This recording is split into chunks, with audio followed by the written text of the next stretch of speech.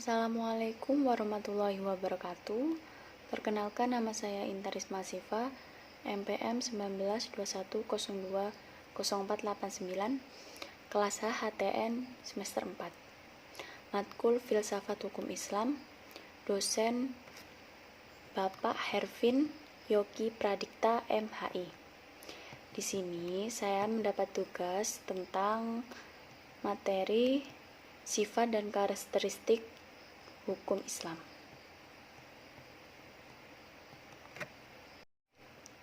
Yang pertama yaitu sempurna. Sempurna artinya utuh, lengkap segalanya. Kesempurnaan hukum Islam syariah dapat dilihat dengan diturunkan syariat Islam dalam bentuk yang umum dan mengglobal permasalahannya. Kecuali hal-hal yang bersifat langgeng, Nas memuat prinsip-prinsip hukum terperinci, konkret, dan teknis. Misalnya, masalah peribadatan, perkawinan, perceraian, dan warisan diterangkan secara terperinci. Syariat Islam dapat benar-benar menjadi petunjuk universal dengan bentuk yang umum dan global tersebut. Syariat Islam juga dapat diterima di semua tempat dan di setiap saat. Juga diharapkan hukum Islam dapat berlaku sepanjang masa. Yang kedua, elastis. Sifat dan karakteristik hukum Islam yang kedua yakni elastis, mudah diubah bentuknya dan mudah kembali ke bentuk asal, lentur dan luas. Keelastisannya mencakup di segala bidang kehidupan manusia, baik jasmani maupun rohani, baik mengenai hubungan manusia dengan Tuhannya, maupun hubungan interaksi sesama manusia, juga tuntunan mengenai kehidupan manusia di dunia dan di akhirat. Hukum Islam memerhatikan segala aspek kehidupan manusia, baik di bidang muamalah, ibadah, jinayah, siasah, dan bidang-bidang lainnya. Namun, segala aturan yang diatur oleh hukum Islam itu tidak berarti pula menjadikan hukum Islam memiliki dogma yang kaku, beku, keras, dan memaksa. Nas membuka peluang untuk memanfaatkan akal guna berijtihad dan memilih cara-cara yang paling sesuai bagi pelaksana dan sesuai dengan keadaan. Selanjutnya, universal. Universal alami berarti umum, berlaku untuk semua orang atau untuk seluruh dunia. Bersifat melingkupi seluruh dunia. Ini berarti hukum Islam itu tidak dibatasi atau oleh lautan maupun batasan suatu negara. Bukti yang menunjukkan bahwa hukum Islam itu mempunyai sifat universal atau tidak harus dikembalikan kepada Al-Quran. Universal hukum Islam ini dinyatakan oleh Al-Quran sendiri yang berbunyi, "Dan tidaklah kami, Allah, mengutus kamu Muhammad, melainkan untuk menjadi rahmat bagi semesta alam." Quran Surah Al-Anbiya, Surah ayat 107. Dan kami, Allah, tidak mengutus kamu Muhammad, melainkan kepada umat manusia seluruhnya sebagai pembawa berita gembira dan sebagai pemberi peringatan. Tetapi kebanyakan manusia tidak mengetahuinya. Quran Surah Al-Saba ayat 28. Kedua ayat Al-Quran di atas menyatakan bahwa syariat yang dibawa oleh Nabi Muhammad bukanlah dikhususkan untuk orang Arab saja, namun berlaku bagi seluruh umat manusia yang ada di seluruh dunia. Selanjutnya, dinamis. Dinamis dalam KBBI dijelaskan, makna dari kata dinamis adalah penuh semangat dan tenaga sehingga cepat bergerak dan mudah menyesuaikan diri dalam keadaan dan sebagainya. Kedinamisan hukum Islam terletak pada dasar-dasar yang menjadi dasar dan tiang pokok bagi hukum. Dasar-dasar dan pokok-pokok itulah yang menjadi sumbu kekuatan, kelemahan, kemudahan, dan kesukaran dalam menetapkan hukum Islam. Sesuai dengan tabiat manusia yang tidak menyukai beban yang membatasi kemerdekaan, sehingga manusia memperhatikan beban hukum Islam dengan sangat hati-hati.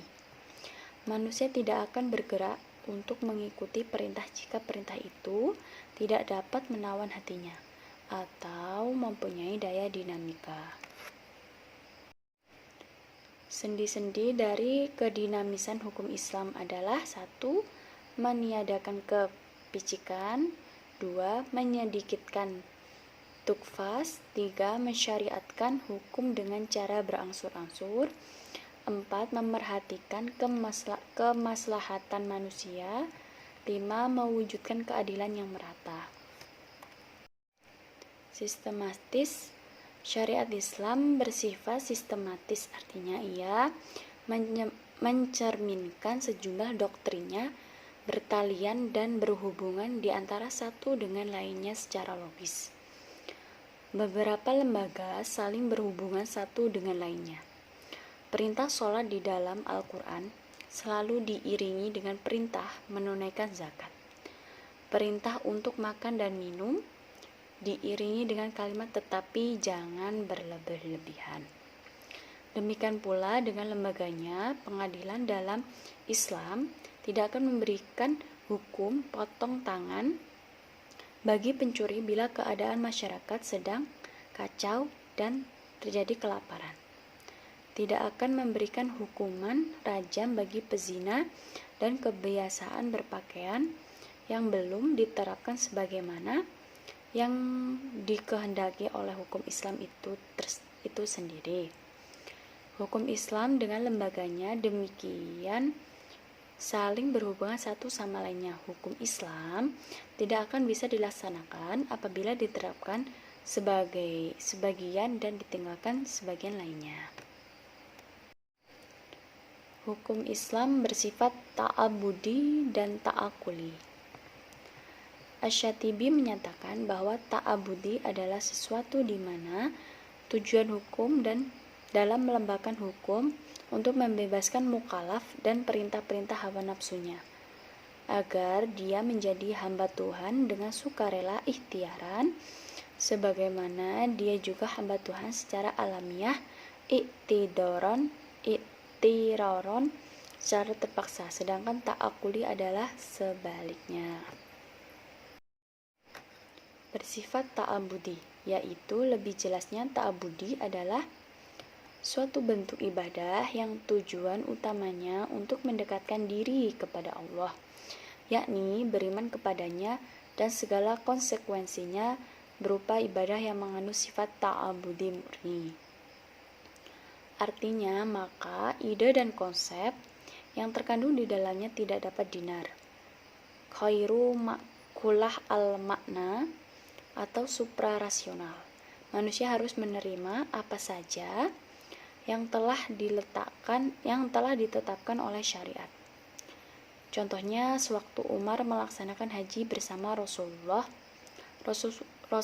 mencium batu Hajar Aswad.